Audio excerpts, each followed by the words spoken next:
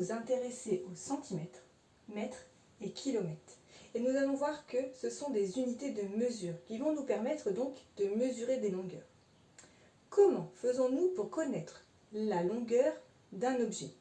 Par exemple, la longueur d'une maison, d'un arbre, d'une trousse, d'une voiture. Nous utilisons la même unité de mesure que l'on appelle le mètre.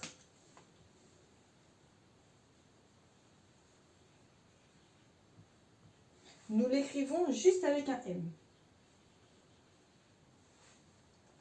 Des exemples d'objets qui font 1 mètre. La règle du tableau à l'école, elle fait 1 mètre. Ou alors un enfant de 4 ans, il fait environ 1 mètre. Nous avons aussi des choses plus petites qu'un mètre. Des objets plus petits qu'un mètre. Comme par exemple un crayon. Mon crayon est plus petit qu'un mètre. Alors, nous utilisons comme unité de mesure le centimètre.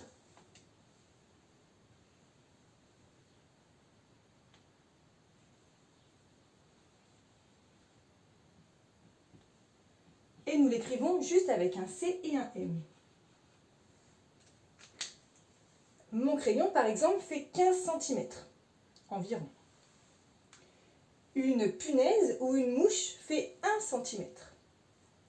Pour des choses beaucoup plus grandes qu'un mètre, nous allons utiliser le kilomètre. Par exemple, si nous voulons connaître la longueur de la France, la taille de la France du nord au sud, nous allons utiliser le kilomètre. Et il y a environ 1000 km du nord au sud de la France. Le kilomètre, ça s'écrit de cette façon.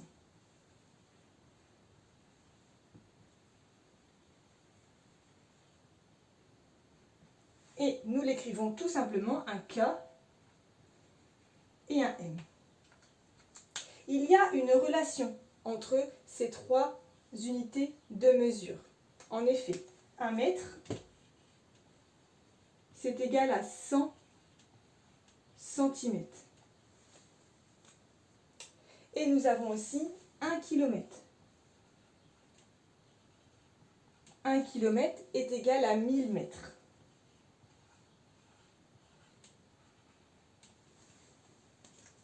Et voilà, maintenant tu sais les relations entre le centimètre, le mètre et le kilomètre, et que ce sont des unités de mesure pour connaître la taille des objets et des personnes. Maintenant que tu as tout compris, entraîne-toi en faisant les exercices ci-dessous.